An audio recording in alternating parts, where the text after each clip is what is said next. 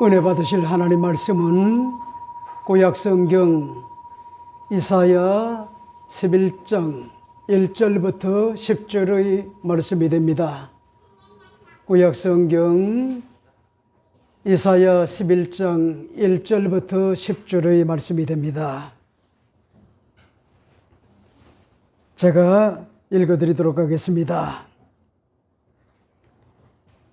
이 새우의 줄기에서 한 싹이 나며 그 뿌리에서 한 가지가 나서 결실할 것이요 그의 위에 야훼의 영 곧 지혜와 총명의 영이요 무략과 재능의 영이요 지식과 야훼를 경외하는 영이 강림하시리니 그가 야훼를 경외함으로 즐거움을 삼을 것이며 그의 눈에 보이는 대로 심판하지 아니하며 그의 귀에 들리는 대로 판단하지 아니하며 공의로 가난한 자를 심판하며 정직으로 세상의 겸손한 자를 판단할 것이며 그의 입에 막대기로 세상을 치며 그의 입술의 기운으로 악인을 죽일 것이며 공의로 그의 허리띠를 삼으며 성실로 그의 몸의 띠를 삼으리라.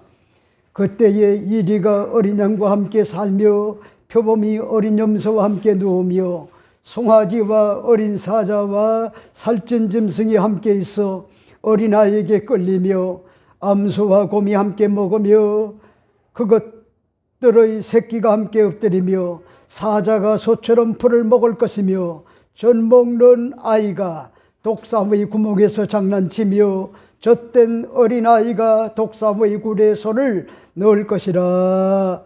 내 거룩한 산 모든 곳에서 해됨도 없고 상함도 없을 것이니 애는 물이 바다를 덮음과 같이 야훼를 아는 지식이 세상에 충만할 것임이니라. 그날에 이 새우의 뿌리에서 한 싹이 나서 만민의 기치로 설 것이며 열방이 그에게로 돌아오리니 그가 거룩한 곳이 영화로우리라. 아멘.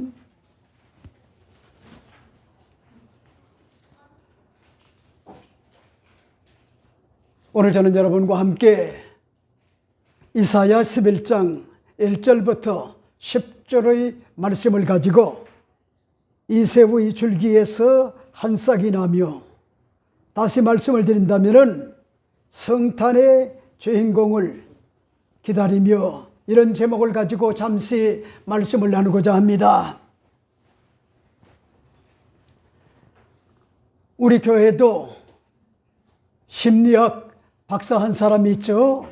우리 김미경 교수님이 심리학 학자인데 이 심리학자로 아주 유명한 것 같은 그런 분이 한 분 계십니다. 이분은 윌리엄 마스톤이라고 하는 것 같은 그런 사람입니다. 이 사람이 3,000명을 상대로 실시한 것 같은 설문조사 결과 사는 목적이 과연 뭘까? 그가 조사를 해본 것 같은 결과 94%가 기다리는 데 있다 하는 것 같은 그런 사실을 발견했다라고 하는 것 같은 그런 조사를 제가 읽어본 것 같은 그런 적이 있습니다. 다음의 기회를 기다리고 사람을 기다리고 소식을 기다리고 물건을 기다리는 등 사람의 생애가 기다림에 연결됐다고 하는 것 같은 그런 사실입니다. 여러분, 기다림은 한마디로 소망인데 허무한 것 같은 그런 욕심에 이제 이루어지기를 기다리는 것보다 하나님의 나라를 기다리며 하나님의 약속을 기다리며 구원을 기다리는 것, 그리고 하나님의 아들 그리스도의 오심을 기다리는 것, 이것이 바로 성경적인 것 같은 기다림이다, 그렇게 볼 수가 있습니다. 이렇기 때문에 성경의 역사는 한마디로 기다림의 역사다, 그렇게 볼 수가 있죠. 창세기 여러분 1장부터 3장을 가리켜 원시복음이다, 그렇게 이야기를 하는데, 이 원시복음에 보게 되면은 여자의 후손으로 태어나서 희생제물이 되실 어린 양, 유대 땅 베들레헴에 탄생하실 것 같은 예수 그리스도, 유다의 자손으로 오실 메시아, 이새의 한 나무의 줄기와 뿌리를 통하여 결실을 맺고 오실 것 같은 메시아 탄생과 그의 사역에 대한 기다림의 역사다, 그렇게 볼 수가 있습니다. 그렇기 때문에 여러분 보세요. 이 교육가로 굉장히 유명한 것 같은 이 데일 카네기라고 하는 것 같은 그런 아주 유명한 것 같은 그런 사람이 있는데, 이번에 사무실에 가보면은 아주 중요한 것 같은 자리에 커다란 것 같은 그런 나룻배의 그림 한 점이 걸려 있었습니다. 여러분, 제 서재에 가게 되면은, 제 오른편에 서재에 가게 되면은 우리 큰딸 어렸을 때, 그러니까 연한 아이가 됐을 것 같은 그런 당시에 설악산에 콘도에 가가지고 찍은 것 같은 그런 사진들이 있어요. 그 사진을 바라볼 때마다 야, 어쩌면 그렇게 붕어빵도 이런 붕어빵이 어디 있을까? 그때의 어떤 것 같은 김미애 집사님의 어린과 같은 그런 나이와 우리 연아가 어쩌면 그렇게 닮아도요 쌤인지 말로 형언할 수가 없어요. 근데 보세요, 우리 연아는 얼마나 이 패션 열정이 강한지 항상 흥을 가지고 다녀요. 흥을. 그러니까 세상이 모든 게 다 뭐랍니까? 아름다워요. 그래서 뭐든지 다 해보고 싶고, 어제는 또 할아버지가 갔더니 할아버지 내 방에 들어와요. 그리고 난 다음에 우리 인형놀이 합시다. 그러면서 하는 얘기가 할아버지 이 인형이 엄마가 일찍 돌아가셔가지고 너무나 슬퍼요. 그래서 새엄마가 들어왔는데 구두가 없어요. 아름다운 것 같은 그런 옷이 있어야지. 왕자님을 만나가지고 무도회 가가지고 파티를 즐기면서 댄싱을 했던데 구두가 없다는 거예요. 예쁜 구두가 없다는 거예요. 그리고 아름다운 것 같은 옷이 없다는 거예요. 그러면서요 그 인형을 들고요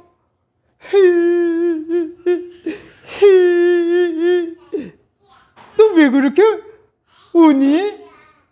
너무나 슬퍼서 그래요. 엄마가 돌아가셨단 말이요. 하늘나라 갔어요. 하늘나라. 나는 지금 왕자님을 만나가지고 무도에 가가지고 왕자님을 만나가지고 춤을 춰야 되는데, 왕자님의 손을 잡고요 공주가 돼가지고 춤을 춰야 되는데 지금 그럴 수가 없다고 하면서요 여러분 그 흉내를 내는데, 야, 1시간 동안 스토리를 만들어 가지고 이 김창곤 할아버지한테 이야기를 하는데, 아, 대단합니다. 대단해요. 여러분 보세요. 기다림이란 말이요. 기다림. 벌써 기다리고 기다렸더니 벌써 나이가 40이 돼가는 것 같은 그런 과정에 있고, 그리고 연아가 4살이 돼가지고요 할아버지에게 기쁨을 안겨다 주는 것 같은 그런 모습을 바라볼 때 얼마나 흐뭇한지요. 말로 형언할 길이 없어요. 저는 우리 연아를 통하여 잘생긴 여성이든 못생긴 여성이든 모두가 다 아름다워요. 왜? 아버지는 여러분 자기 딸이요 누구보다도 아름답단 말이요. 그러면 모든 것 같은 지상의 여성들은 그저 예쁘든 예쁘지 않든 멋있든 멋이 없든 할 것 없이요 아버지가 볼 때는요 세상에서 뭐잡니까 가장 사랑스럽고요 아름다운 것 같은 그런 딸이 자기 딸이란 말이요. 근데 보세요 여러분, 데일 카네기는 나룻배의 그림 한 점이 걸려 있는데, 그 그림에 보게 되면은 노는 모래 위에 놓여 있고요. 배는 무척이나 낡아 보였어요. 오랫동안 사람이 타고 다녀 바다로 나가본 적이 없이 보이는 그 배는요, 마치 누군가 모래 언덕에 버려놓은 것 같았어요. 처량했어요. 아주 쓸모없이 내버려진 것 같은 배 한 척이 그려있는 그림이지만은 문제는 그 그림 밑에 한 줄의 글이 쓰여져 있는데 그 길이요, 그 길이 중요하단 말이요. 무슨 글인지 압니까? 여러분, 그 그림 밑에 보면은 한마디로 뭐라고 얘기하느냐? 반드시 밀물의 때가 온다. 한번 따라볼까요? 반드시. 아이고, 전부 다 방위병 출신이구나. 군대를 안 갔다 왔구나. 다시 한번 따라볼까요? 반드시. 반드시 밀물의 때가 온다. 이 글귀가 그 나룻배 밑에 뭐잡니까? 기록이 돼 있단 말이요. 제가 먼 썰물이 돼가지고요, 물이 다 빠져나가 이 배가 이렇게 모래 언덕에 걸쳐 있지만은 밀물의 때가 다가오면은 반드시 이 배를 물 위에 띄워놓을 것이다.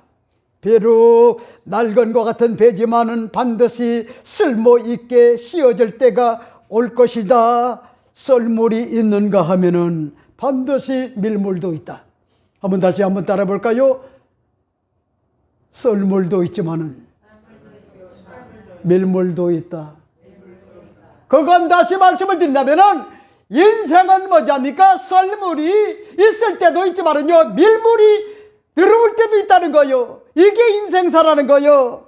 그래서 카네기는 밀물대를 기다리는 이 낡은 배 한 척, 이 나룻배의 그림을 사무실에 늘 걸어놓고요, 그 그림을 보면서 무엇이든지 깊은 것 같은 그런 상념에 뭐냐니까? 사로잡힌 것 같은 그런 생활을 했다고 하는 것 같은 그런 사실이죠. 여러분, 무슨 얘기죠? 반드시 밀물때가 온다. 내 인생사에도 우여곡절이 있고 힘이 쌍곡설이 교차되는 많은 것 같은 그런 어려움들, 난해한 것 같은 일들, 어떤 인생사에 크고 작은 것 같은 그런 위기들, 이런 것들이 다가오지만은 여러분, 썰물 때도 있지만은 밀물 때도 반드시 뭐잡니까? 내 인생사에 다가온다고 하는 그런 소망을 가지고 기다리고 목표를 설정을 해놓고 한 걸음 한 걸음 발걸음을 옮겨 나가는 것 같은 그런 인생사로 그렇게 뭐잡니까? 세상을 살았다고 하는 것 같은 그런 사실을 밝혀주고 있어요. 근데 보세요. 여러분, 오늘 본문에 보면은 이사야 선지자라고 하는 것 같은 그런 사람은 대선지자 중 4명의 한 명인데, 대선지자 중에도 예언자의 왕이라고 할 만큼요 유명한 것 같은 선지자요. 복음서에 마태복음과 마가복음과 누가복음과 요한복음, 여러분 신약 성경에 사복음서를 얘기하는데 또 한 가지를 얹어 놓는다고 하면은 구약의 대선지 이사야 선지자지만은 플러스 해가지고요 오복음서라고 할 정도로 그리스도에 대한 것 같은 그런 메시아에 대한 것 같은 그런 예언이요 구구절절 성경에요 많이 기록이 돼 있고 2600년 전 앞을 내다보고 기다렸단 말이요, 사모했단 말이요. 하나님의 아들 그리스도 메시아가 오신다고 하는 이 소망을 뭐잡니까? 가지고 이스라엘을 위로하고 격려하고 용기와 소망을 주다가 결국은 그런 소리를 짓거린다고 해가지고 톱으로 뭐잡니까? 톱으로 죽임을 당하는 것 같은 그런 일들이 주어졌지만은 그런 확신을 가지고 하나님의 아들 그리스도가 뭐요? 기름 부음을 받은 자. 그 기름 부음을 받은 자가 뭡니까? 메시아라고 하는 것 같은 얘기 아닙니까? 흠과 점이 없는 것 같은 어린 양 예수님이 우리로 보야야 십자가의 양손과 양발에 대못이 맡기시고 옆구리에 창으로서 피아물을 다 쏟으시고 장사 지낸 바 됐다가 사흘 만에 부활하시고 그리고 여러분 40일 동안 부활하신 것 같은 몸으로 계시다가 승천을 하시고 다시 오시마 약속을 하시고 여러분 승천을 하셨단 말이요. 그리고 그 예수님은 공중 재림을 하신다는 거예요. 그리고 지상 재림을 한다는 거예요. 그리고 천년 왕국을 세우신다는 거예요. 그리고 새 하늘과 새 땅과 새 예루살렘의 도성 여기에 여러분 하나님의 아들 그리스도가 천년 왕국을 세우시고 그 백성들을 다스릴 것을 그렇게 밝힌 것 같은 그런 어마어마한 것 같은 그런 내용을 담고 있는 것 같은 그런 내용이 오늘 이사야 41장 1절부터 10절에 기록된 것 같은 그런 내용이라고 하는 것 같은 그런 사실을 난 여러분에게 오늘 말씀을 드리고 싶어요. 그러면 오늘 이 본문을 통하여 여러분에게 몇 가지로 말씀을 드리고 싶은 것 첫째가 됩니다. 첫째는 예수님은 평범한과 같은 서민 출신으로 오신다고 하는 것 같은 그런 예고를 우리가 엿볼 수가 있죠. 그런 말씀이 있을까요? 오늘 1절 말씀을 보세요. 이렇게 이야기를 합니다. 1절에 이새의 줄기에서 한 싹이 나며 그 뿌리에서 한 가지가 나서 결실할 것이요. 이렇게 밝힌 것 같은 그런 내용을 볼 수가 있죠. 여러분 이사야의 이름의 뜻은요 야훼는 구원이시다 하는 것 같은 그런 뜻입니다. 이사야는 남유다의 우시야 왕 말기부터 요담이라든가 아스라든가 그 유명한 것 같은 히스기야 왕 시대에까지 활동을 했고 히스기야의 아들인 것 같은 므낫세 치세 초기에 톱으로 순교를 당했다 그렇게 전해진 것 같은 그런 인물이 바로 누구냐? 이사야 선지자라고 하는 것 같은 그런 사람이죠. 근데 보세요. 이사야 선지자가 기록한 성경 이사야서는 구원의 성취로 보야야 오실 것 같은 메시아 그리스도에 대한 것 같은 예언이 상세하게 기록되어 있어가지고 여러분에게 서론 부분의 말씀을 드렸던 것처럼 마태, 마가, 누가, 요한복음에 이어가지고 오복음이라고 할 정도로 구약의 뭐잡니까? 복음서라 그렇게 이제 볼 수가 있는 것 같은 이사야 복음서를요 기록했다는 것 같은 그런 사실이죠. 근데 보세요.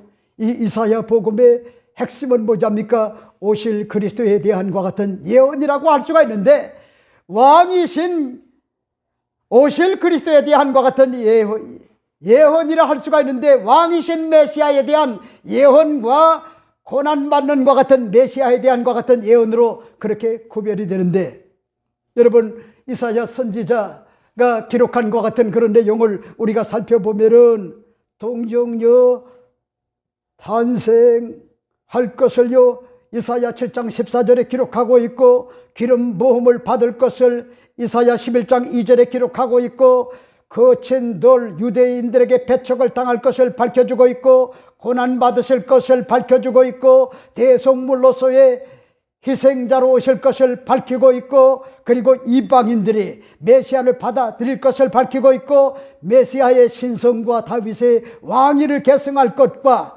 그런가 하면은 이새의 여러분 후손으로 이 땅에 오실 것을 밝힌 것 같은 구구절절의 많은 것 같은 그런 내용들이 이사야서에 구구절절 뭐랍니까? 기록이 되어 있다는 거예요. 여러분 그래서 오늘 본문을 보세요. 이새의 줄기에서 한 싹이 나며 이렇게 이야기를 해주고 있지 않습니까? 여러분 우리는요 여기에서 놀라운 것 같은 그런 사실을 알 수가 있는 것이 그게 뭐죠?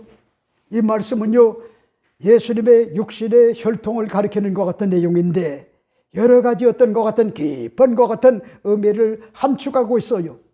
예수님은 이새우의 어떤 것 같은 줄기에서 나온다는 거예요. 앞으로 오실 것 같은 그리스도가요, 이새의 줄기에서 나시는데 이새가 누굽니까? 이새가 다윗 왕의 부친이 되는 것 같은 그런 사람이 아니요. 그리고 이새우의 아버지가 누굽니까? 오벳이라고 하는 것 같은 그런 사람이 아닙니까? 오벳이 누굽니까? 보아스와 이방 여인, 모압 여인이었던 것 같은 그런 나오미의 며느리였던 룻이 나온 것 같은 그런 아들이 뭐자입니까? 아들이 아닙니까? 오벳이 뭐자입니까? 이방 여인이 나온 것 같은 아들이고, 그리고 살몬, 그런가 하면 라합, 그런가 하면 유다, 그리고 야곱, 그리고 이삭, 그리고 아브람, 믿음의 조상 아브람의 혈통을 이어받아 천민이었던, 그러니까 여러분들은 이렇게 얘기를 하면은 별로 그렇게 감이 다가오지 않는데 예루살렘이나 아니면은 베들레헴에 여러분들이 성지 순례를 하게 되면은 예루살렘 출신이 아니구나, 도시 출신이 아니구나, 베들레헴 출신이구나. 베들레헴은 예루살렘에서 도심에서요 한참 내려가야 돼요. 시골이래요. 나는 아직도 잊을 수가 없단 말이요. 세상에 호텔이라고 하는 것 같은 호텔이 얼마나 시끄러운지요. 그게 베들레헴에서는요 최고라는 거요. 이번에도 제가 목도를 한 것이 3일 동안 머물고 있던 것 같은 호텔은요 우리나라에 여인숙 정도밖에 안 되는데 그게 4성급이라는 거예요. 4성급. 얼마나 3일 동안 고생을 많이 했는지 몰라요. 한식이라고 해가지고 기분 좋게 먹으러 갔다가 한식 비스무리한 것 같은 한식을 먹고요 오히려 구역질이 났단 말이요. 근데 보세요, 베들레헴에 갔던 것 같은 그런 기억이 나는데 호텔도 그렇게 유명한 것 같은 호텔이 아닌데 그게 베들레헴에서 최고로 좋다는 거야. 그러니까 베들레헴은 어찌 보면은요 굉장히 척박한 것 같은 그런 서민들이 사는 것 같은 그런 도시란 말이요. 근데 이새는 여러분 유다의 어떤 것 같은 그런 자손으로서 기업을 땅을 베들레헴 남방 지역을 유업을 받았단 말이요. 그리고 그곳에 출신이었단 말이요. 근데 보세요, 우리가 인간적으로 볼 때 보잘것없는 천민 출신의, 성경은 이야기를 하잖아요. 이새의 어떤 것 같은 줄기에서 한 싹이 났다는 거요. 싹이 날 수 없는 곳에서 싹이 났다는 거요. 그 다음에 또 보세요, 이새의 한 뿌리에서, 여러분 결실할 것을 밝힌 것 같은 그런 내용이 오늘 본문의 말씀의 내용인데 여러분이 잊지 말아요. 아무나 메시아가 될 수가 없다. 메시아라고 하는 말은 그리스도라는 말이요. 그리스도가 뭐냐? 기름 부음을 받은 왕이요, 제사장이요, 선지자라는 얘기요. 기름 부음을 받은 자, 메시아라는 얘기요. 다시 말씀을 드린다면은 우리의 어떤 것 같은 인류의 죄를 위하여 십자가의 양손과 양발에 대못이 맞비시고 옆구리에 창으로서 피아물을 다 쏟으시고 장사지낸 바 됐다가 사흘 만에 부활하실 것 같은 흠과 점이 없는 것 같은 어린 양 메시아, 인류의 어떤 것 같은 구원 사역을 감당하실 것 같은 메시아라는 거예요. 메시아. 여러분, 그 메시아가 아무 데서나 태어난 것이 아니라 비록 천민들, 어렵게 사는 것 같은 그런 시골 출신이라 할지라도 여러분, 계보가 있었단 말이요, 정통성이 있었단 말이요. 정통성, 아브라함의 정통성, 이삭의 정통성, 야곱의 정통성, 그리고 야곱의 12아들 가운데 넷째 아들이었던 것 같은 유다위였던 것 같은 홀로 규로, 여러분, 다말을 통하여 대가 이어졌단 말이요. 다말, 여러분들이 아시죠? 얼굴을 들 수가 없는 것 같은 다말, 그리고 기생 라합, 살몬, 그리고 보아스라고 하는 것 같은 그런 룻과 이방 여인과 결혼한 것 같은 그런 아내를 통하여 태어난 것 같은 그런 자가 오벳이고, 오벳이 낳은 것 같은 아들이 바로 이세인데, 이세의 아들로 유명한 것 같은 그런 왕이 바로 다윗왕이란 말이에요. 다윗왕. 그 다윗왕의 후손이 누구냐? 바로 나사렛에 살던 것 같은 마리아와 결혼을 약속한 것 같은 동정녀 마리아를 통하여 성령으로 뭐합니까? 하나님의 아들 이 그리스도가 나올 것을 예언을 했단 말이에요. 여러분, 그렇잖아요. 10년은 조금만 깊은 것 같은 생각을 하면은 앞을 내다볼 수가 있어요. 근데 40년은 내다볼 수가 없어요. 그리고 100년은 내다볼 수가 없어요. 그리고 1000년은 내다볼 수가 없어요.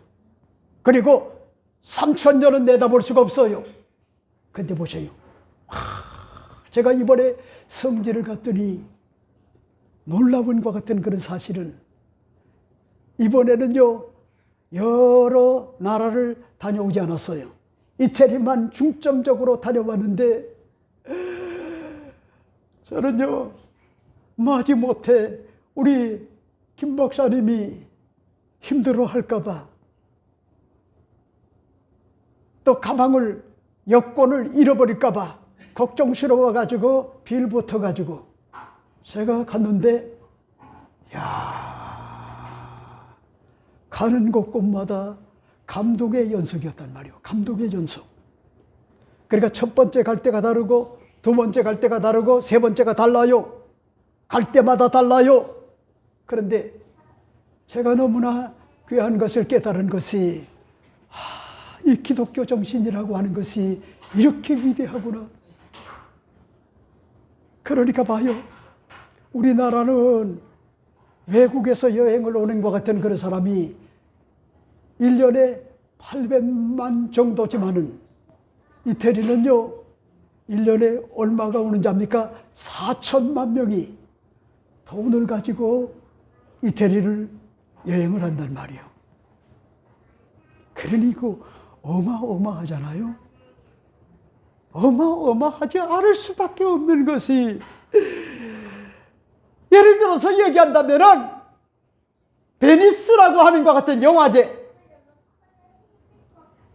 여러분, 그곳에 배를 타고 한 20분 정도 들어갔는데, 거기는 전부 다 뭐합니까? 하나의 어떤 것 같은 성읍처럼 되어 있는데도 웅장한 것 같은 그런 어떤 성당이라든가 아니면 박물관이라든가 이런 것들이 있는데, 너무나 놀란 것이, 그게 뭐냐? 인공섬이래요. 인공섬.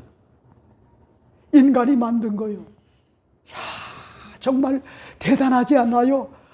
바다의 지중해 아래다가 인공섬을 만들어가지고 건물을 지었단 말이요. 어마어마한 것 같은 건물을 지었는데, 거기에서 뭐합니까? 유명한 것 같은 배우들이 뭘 하나요?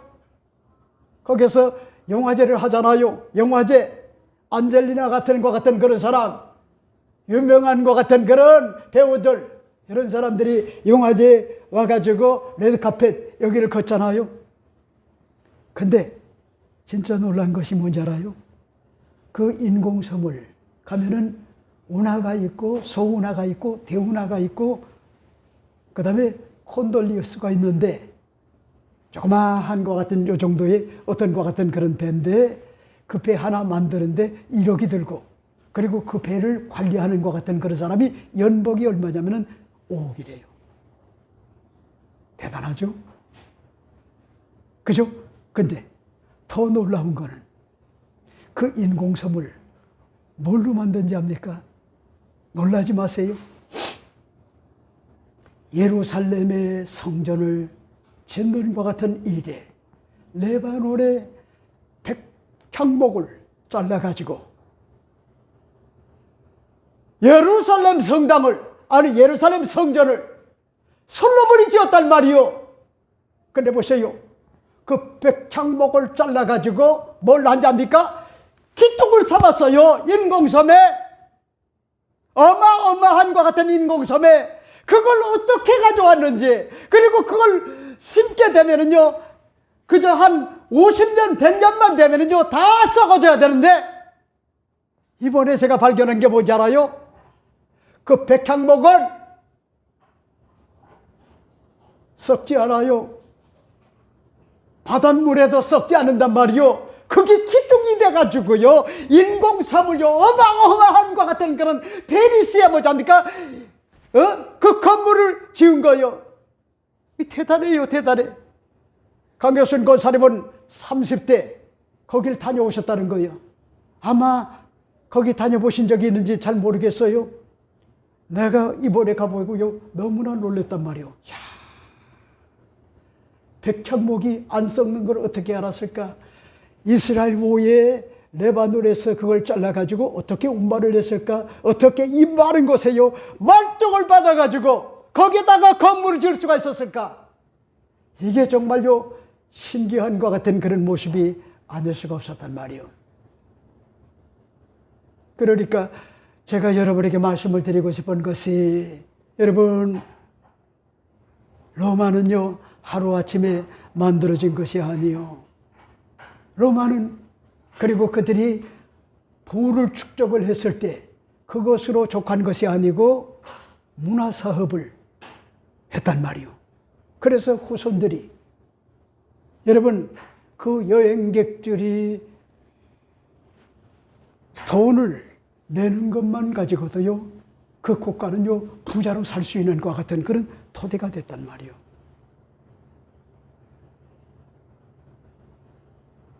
여러분이 그런 얘기를 하죠.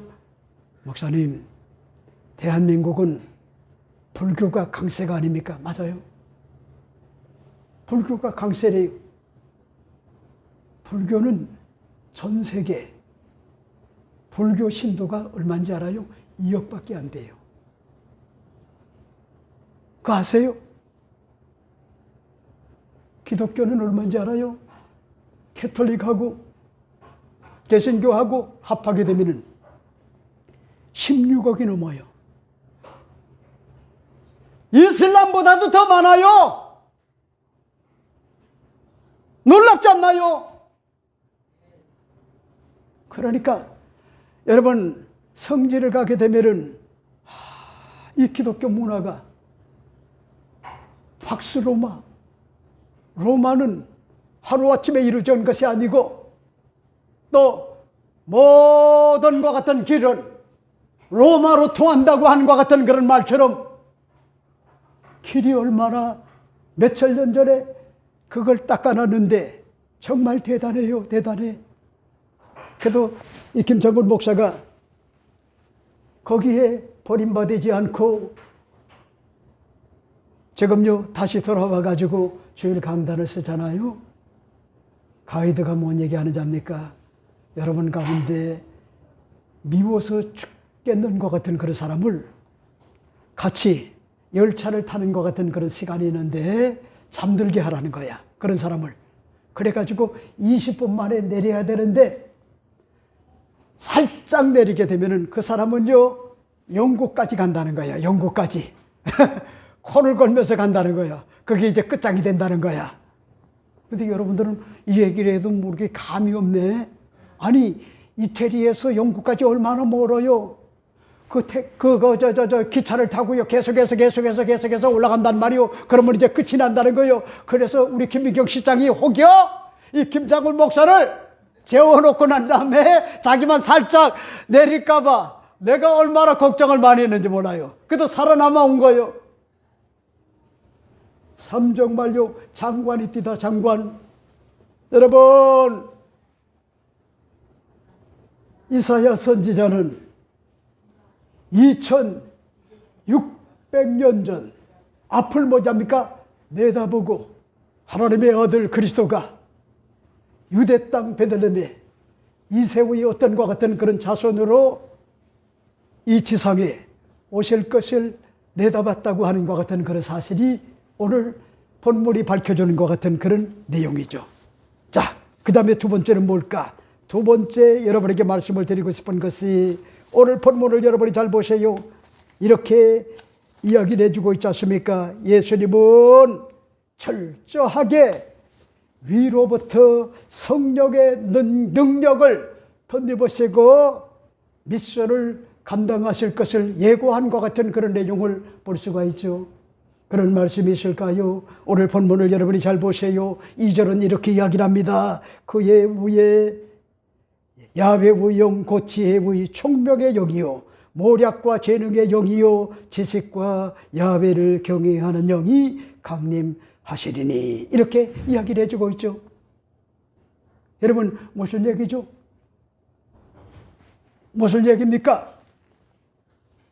이사야 선지자는 인류를 구원하실 것 같은 메시아를 보내주시는데 이새의 한 줄기와 뿌리에서 나올 것을 예언을 하고요, 결실을 맺을 것을 예언을 하고, 그런가 하면은 그를 사모하고 기다릴 것을 당부를 하고 있지만은 또 한 가지가 뭐냐입니까? 메시아이신 그리스도는 철저하게 위로부터 성령의 능력을 덧입으시고 십자가의 모진 고난과 그리고 피 흘리심과 죽으심과 그리고 장사지낸 바 됐다가 사흘 만에 부활하시고 승천하시는 것 같은 모든 것 같은 그런 과정들이 자신의 어떤 것 같은 그런 능력으로 미션을 감당하는 것이 아니라 하나님이 주시는 것 같은 성령의 역사로 말미암아 지혜와 총명과 모략의 영으로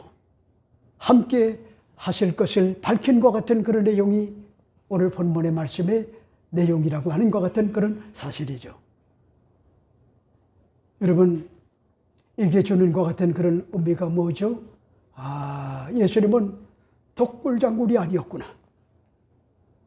유일하신 것 같은 야훼 하나님, 성자 예수님, 성령 삼위일체 하나님이지만은 그는 홀로 독불장군이 아니라 더불어 뭐잡니까? 함께 성령의 도움을 힘입고 그리고 지혜와 명철을 얻고 모략을 얻고 그리고 사역을 감당을 했구나, 이 사실을 보여주는 것 같은 그런 내용이 오늘 본문의 말씀의 내용입니다.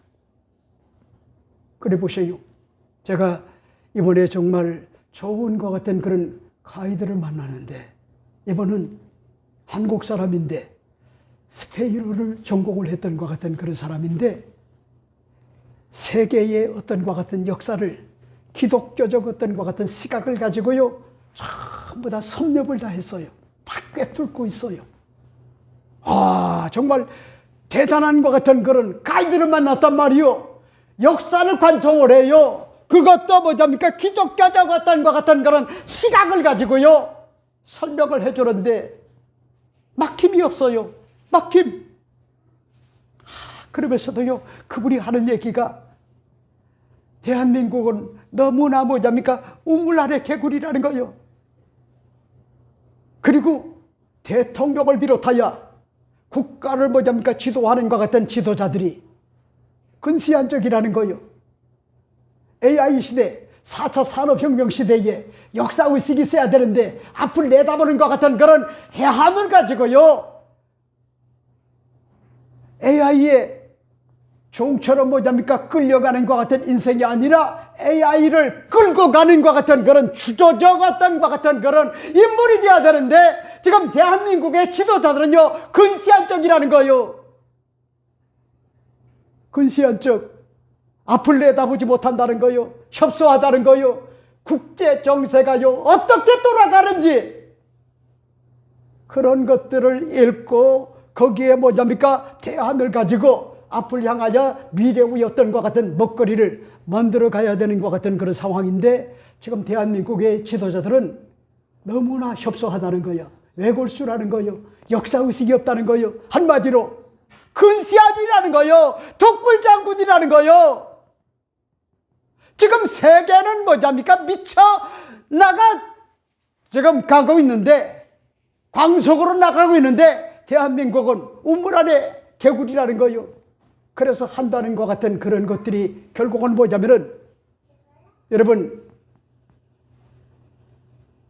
우리 지금 대한민국이 앞을 향하여 나아가는 것이 아니라 과거에 얽혀가지고 미래를 내다보지 못하고 그저 정적을 죽이는 것 같은 그런 일 그리고 나라를 망하는 것 같은 그런 길로 이끌어가는 것 같은 그런 일에 근시안을 가지고 독불장군처럼 외골수가 돼가지고요 그렇게 지금 살아가는 것 같은 그런 모습을 바라볼 때 여기 나와서 내가 가이드를 하고 있지만은 억장이 무너진다는 거야.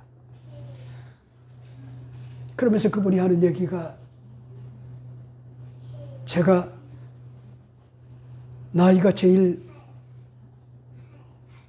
많은 게 아니라 둘째 정도가 되는 줄 알았어요. 둘째. 왜?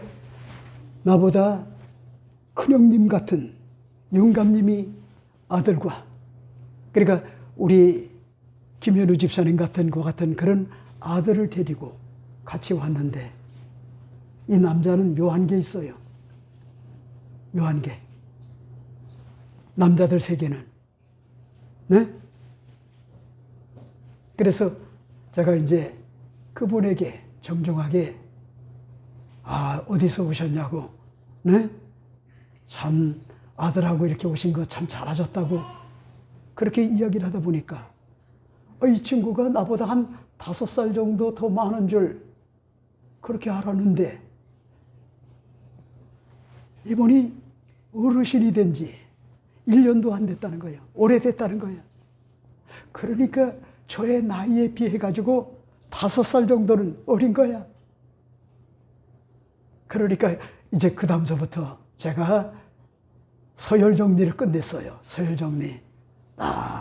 끝내놓고 그 다음에 이제 여행을 하는 가운데 이제 군기를 잡고 그리고 공동체의 어떤 것 같은 그런 질서 이런 것들을 깨뜨리는 것 같은 그런 부분들 이런 것들을 제가 조심스럽게 이 분위기를 이렇게 이제 만들어가는 것 같은 그런 과정이 있었는데 깜짝 놀란 것이 여러분 우리 김 실장 보고 어떤 것 같은 그런 아주머니 한 분이 딸과 함께 온 것 같은 아주머니 한 분이 뭔 얘기하는지 압니까? 어디서 오셨어요? 예. 집에서 왔는데요. 그러니까 다 뭐잡니까? 서울인 줄 알았던 거야. 아니요. 전국구였어요. 전국구. 그러니 보세요. 그걸 우리가 그러니까 우리 팀들이 한 팀이 되면은 한 팀만 그렇게 하면 될 텐데 한 팀이 안 되다 보니까 다른 사람들 이런 사람들이 함께 어울리다 보니까 복잡해졌단 말이요. 그래 보세요. 저는요 다니면서 느낀 것이 뭔지 알아요? 여러분 남쪽에 무려 로마 레오나르도 다빈치 공항에서 3시간 정도 버스를 타고 어딜 가는지 압니까? 어딜 가냐면은 폼페이오라고 하는 것 같은 그런 것 아시죠? 폼페이오. 야, 나는 거기 가가지고요 너무나 놀란 것이 그게 성읍인데 폼페이오 화살이 폭발을 해가지고요 완전히 뭐잡니까? 완전히 거기가 화산재가 돼가지고 다 무너진 거야. 사람도 다 죽고요. 심지어는 뭐잡니까? 화산재 위에 가지고 하나의 그저 이집트의 미라처럼 된 것 같은 그런 사람도 뭐잡니까? 직접 봤는데 폼페이오가 망하게 된 것 같은 이유가 뭔지 알아요? 하나님의 진노를 샀더라고요. 하나님의 진노. 그게 뭐냐? 물질의 풍요가 다가오니까 흥청망청 도덕과 윤리가 무너지는 성적 어떤 것 같은 그런 타락의 극치의 어떤 것 같은 삶을 살았는데, 여러분 그 성읍에 가보니까요, 곳곳마다 주어진 것이 그게 뭔지 알아요? 장녀들 몸을 파는 것 같은 그런 사람들, 이런 사람들의 장기촌이 그 성읍에 꽉 들어찼어요. 결국은 뭐예요?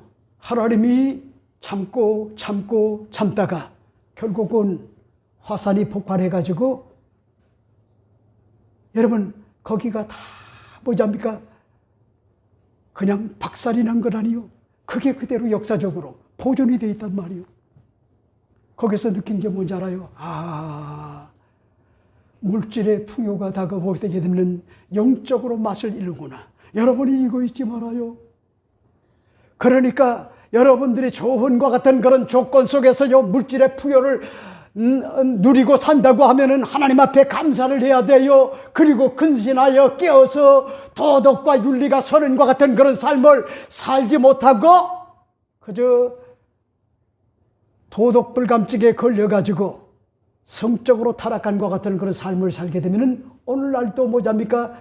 이러한 하나님의 진노의 어떤 것 같은 심판이 다가올 수가 있다고 하는 것 같은 그런 사실을 나는 깨닫게 됐어요. 그래서 뭐잡니까? 시간마다 너무나 뭐잡니까? 잠도 짧다고요. 물이 맛이 없어도요, 맛있게 잘 먹었어요. 그리고 한 주간 동안 아주 신바람 나게 하루에 18,000보 이 정도를 걸어가면서 뭐잡니까? 여행에 굉장한 것 같은 그런 감동을 얻을 수가 있었는데, 여러분이 잊지 말아요. 예수님도 삼위일체 성자 예수님이었지만은 그는 독불장군이 되지 않고 성령께서 주시는 지혜와 총명의 은혜를 가지고 미션을 감당을 했다고 하는 것 같은 그런 사실, 여러분이 잊지 말아요.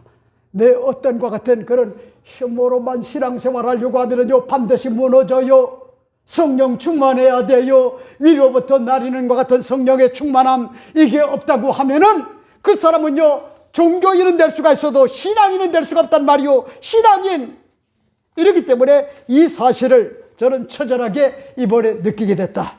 그 다음에 세 번째는 뭘까? 세 번째 여러분에게 말씀을 드리고 싶은 것이, 이제 하나님의 아들 예수님은 공의로 뭐잡니까? 이 세상을 통치하시는 것 같은 분으로 오신다 하는 것 같은 그런 사실을 보여주고 있습니다. 그런 말씀이실까요? 오늘 3절 5절 말씀을 여러분들이 주목해 보세요. 그가 야훼를 경외함으로 즐거움을 삼을 것이며 그의 눈에 보이는 대로 심판하지 아니하며 그의 귀에 들리는 대로 판단하지 아니하며 공의로 가난한 자를 심판하며 정직으로 세상에 겸손한 자를 판단할 것이며 그의 입에 막대기로 세상을 치며 그의 입술의 기운으로 악인을 죽일 것이며 공의로 그의 허리띠를 삼으시며 성실로 그의 몸의 띠를 삼으리라. 이렇게 밝혀주고 있죠. 이사야 선지자가 앞으로 오실 흠과 점이 없는 것 같은 어린 양 메시아 그리스도가 오실 것을 밝히면서 어떤 환경 속에서도 메시아를 기다리고 그에 대한 것 같은 소망을 굳게 잡고요, 기다릴 것을 밝히면서 그분은 역사의 흥망성쇠와 인간의 생사화복을 주장하시는 만왕의 왕으로서 만주의 주로서 이 세상을 통치하시되 억울한 자, 세상에 소망이 없는 것 같은 자들에게 공의로 세상을 통치하실 것임을 밝히는 것 같은 그런 내용이 오늘 본문의 말씀의 내용이라고 하는 것 같은 그런 사실이요. 그러니까 보세요. 여러분이 이 땅에 사는 동안에 억울한 일을 당할 수가 있어요. 낙심할 수가 있어요. 좌절할 수가 있어요. 원통할 수가 있어요. 그래도 여러분들이 낙심하지 말아요. 좌절하지 말아요. 이사야 선지자는 앞으로 오실 2600년 흐르고 난 다음에 유대 땅 베들레헴에 하나님의 아들 그리스도가 메시아가 오시는데, 그분은 여러분 공의로운과 같은 그런 주님으로서 이 세상을 통치하시는 것 같은 주님으로 오실 것임을 밝혀주고 있지 않습니까? 여러분, 우리가 기도할 때 이런 기도를 하잖아요. 역사의 흥망성쇠와 인간의 생사화복을 주장하시는 주님. 이 이야기를 하는데 이거 굉장히 중요한 거야. 역사의 흥망성쇠. 그러니까 역사를 주장하시는 것 같은 분은 주님이라는 거예요. 그리고 인간의 어떤 것 같은 살고 죽는 것, 이것도 주님의 손에 달려있다는 거예요. 이걸 여러분들이 잊지 말아요. 그러니까 보세요. 여러분, 로마를 가리켜 뭐라고 얘기하죠? 팍스 로마라고 하잖아요. 지금 로마와 같은 것 같은 그런 어마어마한 것 같은 힘을 가지고 있는 것 같은 국가가 어떤 국가입니까? 아메리카 합중국이 아닙니까? 미국이 아닙니까? 팍스 미국이라고 그러잖아요. 그러니까 여러분, 팍스 로마에 비하면은 미국은요 아무것도 아니요. 그래 보세요. 정말 이 로마는요 대단한 것 같은 그런 국가야. 대단한 국가. 그래 보세요. 그들이 네로 황제 때 기독교인들을 박해를 했잖아요. 죽였잖아요. 그리고 얼마나 모지게 도금을 박해를 했던지, 카다콤이라고 하는 것 같은 지하에 땅을 파가지고 거기서 먹고 거기서 태어나고 거기서 살다가 거기서 장례를 지내고 거기서 죽었잖아요. 그런 카다콤이 있을 정도로 그렇게 모질게 박해를 했어도 결국은 콘스탄틴 대제의 313년 만에 로마가, 팍스 로마가 기독교 앞에, 예수 앞에 무릎을 꿇었단 말이에요. 놀랍지 않나요? 하나님의 아들 그리스도, 기독교 앞에 팍스 로마가 무릎을 꿇었단 말이에요. 그리고 기독교 국가가 된 거예요. 로마가. 이거 상상이나 할 수가 있습니까? 그리고 보세요. 지금 모든 것 같은 그런 문화가 기원전에 팍스 로마 당시에 있었던 것 같은 그런 유물들을 비롯해 가지고 여러분 중세 때 있었던 것 같은 그런 유물들, 이런 것들이 기독교 어떤 것 같은 문화를 발전시키지 않았나요? 여러분들이 기회가 되어지면은 바티칸에 성베드로 성당 거기 한번 가보세요. 저는 이번에 가가지고 또 한 가지 느낀 게, 원래 이 바티칸 이게 한 국가야. 캐톨릭의 국가야. 근데 그게 원래는 다른 지역에 있었어요. 황제가 뭐냐입니까? 여기를 벗어나서 다른 데로 옮겨준 데가 바로 이 바티칸이래, 지금 현재. 근데 거기 가면은요, 이 박물관이 얼마나 유명한지 몰라요. 그리고 천정에 벽화가 있는데 그 벽화가 뭔지 알아요? 레오나르도 다빈치라고 하는 것 같은 그런 사람이 그린 것 같은 그런 그림인데, 창세기부터 요한계시록까지 여러분 그 천정의 그림에 다 그림으로 그려놨단 말이요. 정말 대단해요. 그 그림을 보면은요, 창세기부터 요한계시록까지 앞으로 무자미가 이 지상의 끝이 어떻게 될 것임을 여러분 다 알 수가 있어요. 근데 이번에 제가 발견한 것이 뭘 발견한지 압니까?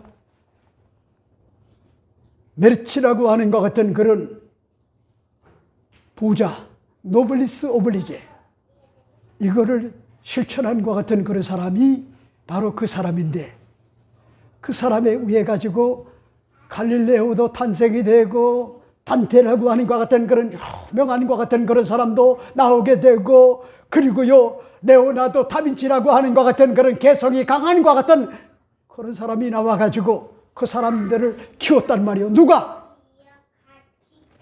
메르치 가문이 돈을 가지고. 그게 바로 노블리스 오블리제란 말이요. 그러니까 이 로마의 중세 시대에 살던 것 같은 그런 사람들은 돈만을 위해서 살지 않았단 말이요. 그 돈을 미래로 보야야 인재를 발굴해 가지고 사용하는데 거기에다 투자했단 말이에요. 투자. 사람을 세우는 일에. 그래서 메르치 가문을, 그래서 이게 잘 발음이 안 돼 가지고 뭐로 발음을 한지 알아요? 멸치. 그러니까 금방 이제 에워지게 돼 가지고 제가 지금 혼선을 겪지 않는데, 정말요 사람을 세울 줄 아는 것 같은 그런 인물이 있었는데, 메르치 가문이라고 하는 것 같은 그런 사람이 세계적인 것 같은 그런 인물들, 이런 사람들을 세웠단 말이에요. 그러니까 봐요. 여러분 1년에 4천만 명이 여행객으로 오는 것 같은 그런 국가가 됐단 말이에요. 국가가.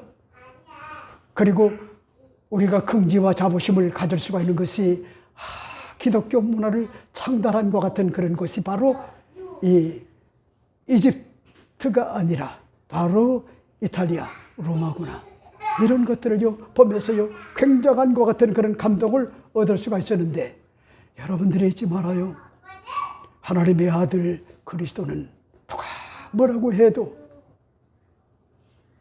공의로 역사의 흥망성쇠와 인간의 생사화복을 주장하시고 다스리는 것 같은 그런 분이 바로 하나님의 아들 그리스도라고 하는 것 같은 그런 사실을 이사야 선지자는요 그렇게 밝혀주고 있는 것 같은 그런 내용이 오늘 본문의 말씀의 내용이다, 그렇게 볼 수가 있죠. 자, 그 다음에 마지막 네 번째가 뭘까요? 네 번째 여러분에게 말씀을 드리고 싶은 것이 이상적 어떤 것 같은 나라, 새하늘과 새 땅과 새 예루살렘의 토성에 살게 만들어 주실 분이 바로 성탄의 주인공이다, 이 사실을 보여주고 있습니다. 그런 말씀이 있을까요? 오늘 6절 10절 말씀을 여러분들이 보세요. 이렇게 이야기를 합니다. 그때에 이리가 어린 양과 함께 살며, 자 보세요. 어떻게 이리가 어린 양과 함께 살 수가 있습니까? 살 수가 없어요. 양은 약해요, 우매해요, 어리석어요. 이리에 뭐냐니까 밥이 된단 말이요. 근데 공존하는 것 같은 거는 세상이 된다는 거요. 누가 오면은요, 하나님의 아들 그리스도 예수가 오면은. 그 다음에 또 보세요. 표범이 어린 염소와 함께 산다는 거요. 표범 염소와 함께 산다는 거요. 더불어 산다는 거요. 또 보세요. 송아지와 어린 사자와 살찐 짐승이 함께 있어 어린 아이에게 끌리며. 자 보세요. 사자도 그렇고, 또 보세요. 송아지도 그렇고, 또 뭡니까? 암소도 그렇고 곰도 그렇고요. 어린 아이가 밧줄을 매가지고 끌면은 끌린다는 거야. 그러니까 뭘 보죠? 평화로운 것 같은 세상을 이야기하는 것 아니요? 그죠? 그 다음에 또 보세요. 그것들의 새끼가 함께 엎드리며 사자가 소처럼 풀을 먹을 것이며 젖 먹는 이가 독사의 구멍에서 장난하며 젖된 어린아이가 독사의 굴에 손을 넣을 것이라. 내 거룩한 선 모든 곳에 해됨도 없고 상함도 없을 것이니 이는 물이 바다를 덮음과 같이 야베를 아는 지식이 세상에 충만할 것이니라. 그날에 이새의 뿌리에서 한 싹이 나서 만민의 기치로 설 것이요 열방이 그에게로 돌아오리니 그가 거룩한 것이 영화로우리라 하는 것 같은 그런 내용을 볼 수가 있죠. 여러분, 사자들이 어린 양과 뛰놀고 그런가 하면 독사굴에 어린아이가 장난으로 손을 넣고 해도요 물림이 없고요 상함이 없는 이런 나라가 도래하게 되는데, 그 나라는 이상적인 것 같은 그런 나라로서 바로 천년왕국이 이루어지게 되면 새하늘과 새 땅과 새 예루살렘의 토속에서 뭐냐입니까? 여러분, 예수 믿고 거듭나고 구원받고 하나님 자녀가 되고 영생을 선물로 받고 천국을 유업으로 얻은 하나님의 언약 백성들이 살 수 있는 것 같은 그런 나라가 바로 하나님의 아들 그리스도가 다스리는 것 같은 그런 이상적 어떤 것 같은 나라를 이야기를 해주고 있단 말이에요. 이러므로 오늘 난 여러분에게 말씀을 드리고 싶어요. 2025년 전에 오신 것 같은 하나님의 아들 그리스도는, 이사야 선지자는 2600년 전에 앞을 내다보는 것 같은 해안을 가지고 첫 번째는 이새의 보잘것없는 것 같은 천민이지만은 그 계통을 통하여 하나님의 아들 그리스도가 나오게 된다. 이건요 어마어마한 것 같은 사건이래요. 그 다음에 두 번째는 뭐요? 예수님은 독불장군이 아니라는 거요. 성령의 능력에 도움을 얻고요 지혜와 어떤 것 같은 총명과 명철을 가지고 그리고 모략을 가지고 미션을 감당한다는 거요. 열정을 가지고 십자가의 어떤 것 같은 그런 구원 사역을 이룰 것이라는 거요. 그 다음에 세 번째가 뭐요?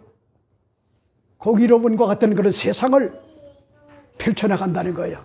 공의로운 세상. 그 다음에 마지막 네 번째가 뭐죠? 여러분, 새하늘과 새 땅과 새 예루살렘의 토성에 천년왕국을 세우시고요 예수를 믿고 구원받은 것 같은 하나님의 언약 백성들을 영원히 통치하는 것 같은 이상적 어떤 것 같은 나라에 들어가게 하실 것 같은 그런 분이 누구냐? 하나님의 아들 그리스도 메시아다. 이 사실을 보여주는 것 같은 그런 내용이 오늘 본문의 내용입니다. 기도하겠습니다. 하나님 아버지,